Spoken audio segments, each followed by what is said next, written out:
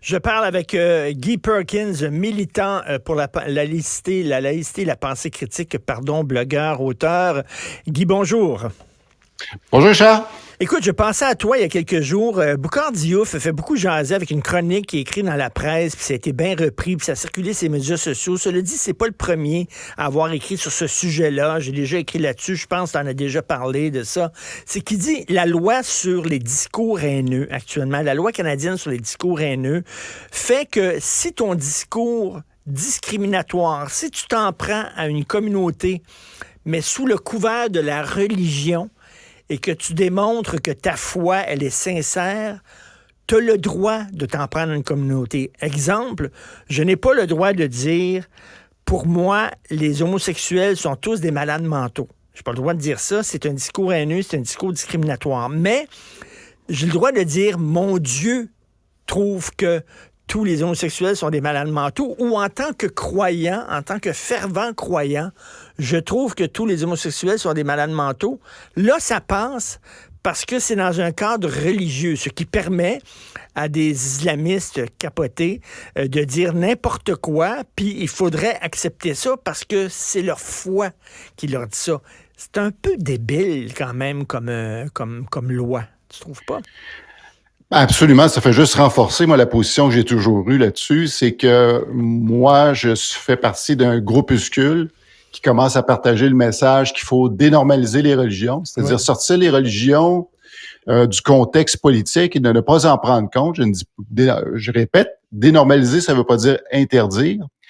Ça veut juste dire qu'on n'en prend plus compte et ça peut pas être une excuse. Tu peux croire ce que tu veux, mais ça devient pas une excuse pour dire des choses comme Adil Sharkawi a pu dire. C'est drôle que tu me dises ça parce que j'ai une caricature, parce que je consulte souvent des caricatures du côté américain. Puis il y a une caricature que j'ai vu passer, où on voit un type, la caricature, c'est une femme qui va voir le bureau des ressources humaines. Puis elle a dit, ben moi, je suis Sagittaire, puis cette personne-là est Balance, je peux pas travailler avec elle. Si on normalisait l'astrologie, ça justifierait ce genre de comportement-là, alors qu'avec les religions traditionnelles, on accepte ces choses-là, ce que je trouve complètement ridicule dans une société soi-disant moderne et progressiste comme on est.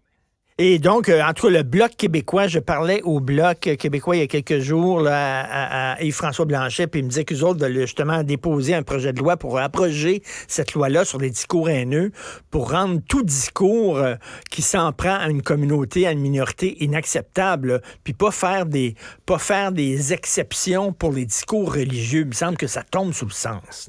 Absolument pas, puis c'est le principe même de la laïcité. C'est pour ça qu'on s'est voté la loi 21.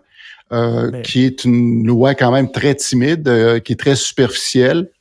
C'est pas une loi parfaite. Elle a encore, je pense, un petit côté. Puis ça, je suis d'accord avec ceux qui vont la critiquer, qui vont dire que c'est une loi qui est catho-laïque. Il faut vraiment l'assumer, notre laïcité, et pas laisser aucune trace d'ambiguïté qui va donner l'impression que c'est une loi qui vise certaines religions en particulier. Moi, tant qu'à moi, j'ai aucun problème à ce que toutes les religions soient visées par cette loi-là. Là. Écoute, tu veux me parler, toi qui as écrit un livre, est-ce que les chimpanzés rêvent au paradis des bananes? D'ailleurs, tu vas être au Salon du livre ce week-end pour signer, autographier ton livre. Donc, tu veux me parler d'une série sur Netflix, Chimp Empire, l'Empire des chimpanzés.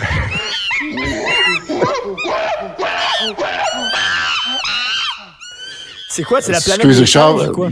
Non, j'ai de la parenté qui est arrivée ce matin, puis là, j'ai la misère à les contenir.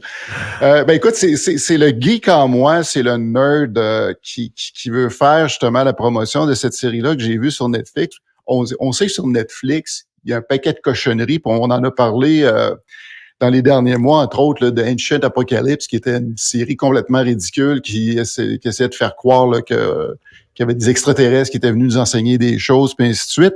Mais il y a quand même des exceptions. C'est ça, évidemment, Ancient Apocalypse, c'était une série qui allait jouer sur les émotions, les croyances des gens. Fait que ça a eu un gros succès. Chimp Empire, c'est beaucoup plus cérébral. C'est sûr que je vais pas dire aux gens qui vont regarder ça, ils vont être emballés parce que ça a 4 épisodes, le rythme est très lent. Mais une série toujours aussi bonne avec l'humeur et aussi l'intention qu'on a pour la regarder, le filtre qu'on se donne. Et moi, ce que j'invite les gens à faire, parce que faut juste se rappeler que l'Homo sapiens, l'humain, nous, on partage 98%, plus de 98% du bagage génétique avec les chimpanzés. Okay. Socrate disait, connais-toi toi-même et tu connaîtras l'univers. Moi, je suis entièrement d'accord avec ça. Et souvent, quand on va dire qu'on se connaît soi-même, ça va être en fonction des acquis, des choses qu'on a apprises, qu'on s'est fait inculquer en bas âge. Puis des fois, on va aller en psychothérapie pour aller découvrir qu'est-ce qui se cache dans nos bas-fonds. Enfin, les choses qu'on s'est fait rentrer dans le crâne. Mais il y a aussi de l'inné, c'est-à-dire la portion de nous là, qui est en fonction de l'espèce qu'on est. On est l'Homo sapiens, on est un primate, on partage un ancêtre commun avec les chimpanzés. Et l'intérêt de regarder cette série-là, aussi lente soit-il, c'est de regarder le comportement de ces animaux-là, de nos cousins, et on se reconnaît. Faut pas penser qu'on voit juste là des singes qui mangent des bananes, parce que bon, ça c'est un stéréotype qui est hérité des zoos. Mais on voit toutes les similitudes qu'il y a dans les comportements sociaux de l'animal. Donc il y a des interactions, il y a une structure hiérarchique, il y a des compétitions, il y a de la stratégie machiavélique pour la guerre du pouvoir. C'est clanique, donc c'est des clans qui vont s'imposer dans un territoire, qui vont être en conflit avec d'autres chimpanzés d'un autre territoire, puis ils vont se battre justement pour leurs limites. Donc, il y a beaucoup de choses dans lesquelles on peut se reconnaître là-dedans, qui est intéressant. C'est intéressant à regarder sur cet aspect-là. Puis là, on commence à comprendre certains de nos comportements innés et qui, finalement, on se reconnaît soit soi-même ou des gens autour de nous ou même notre structure de société. Mais tu sais que ça fait toujours débat lorsqu'on dit que on est comme des animaux et que, par exemple, chez les singes, celui qui se retrouve, le singe alpha en haut du totem, c'est lui qui a le plus grand nombre de femelles. C'est la même chose chez les hommes.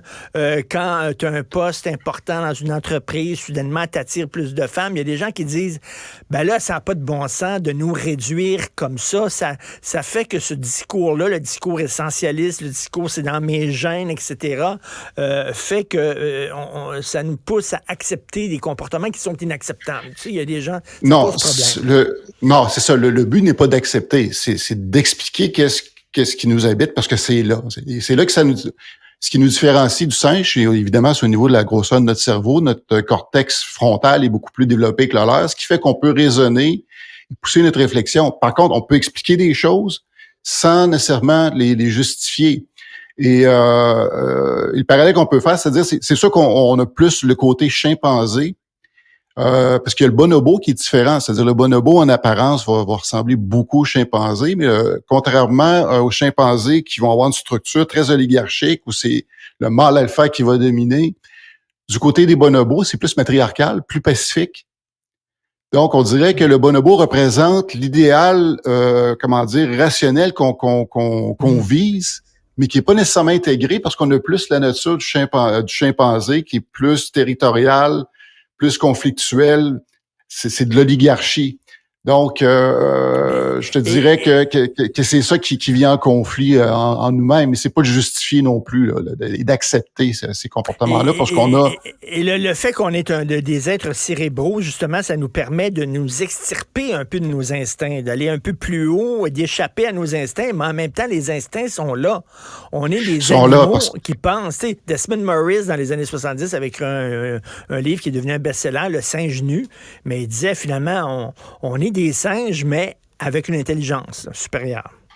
Tout à fait. Puis moi, je pourrais te citer aussi, moi, mon idole là-dessus, c'est Franz de Waal, et aucun lien de parenté avec Pink Floyd de Waal. Mais, non, c'est lui, il a écrit des livres très intéressants, dont, entre autres, Le singe en nous, qui reprend la même thématique.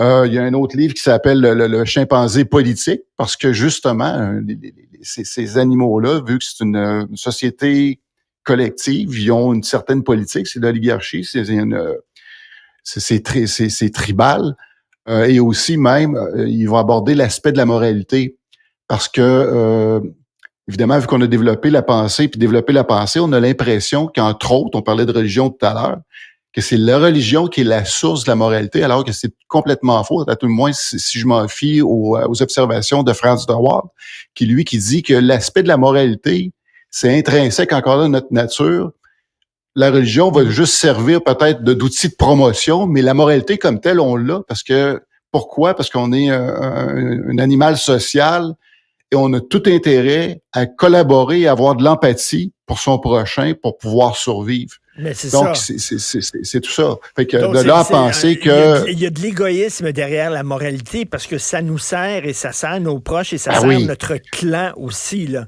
Donc, ça Absolument. s'appelle The Chimp Empire, donc l'Empire des chimpanzés, et c'est sur Netflix et tu vas être bien sûr au Salon du Livre ce week-end. Merci, Guy. Venez me voir, je mords pas. Salut, Guy Perkins.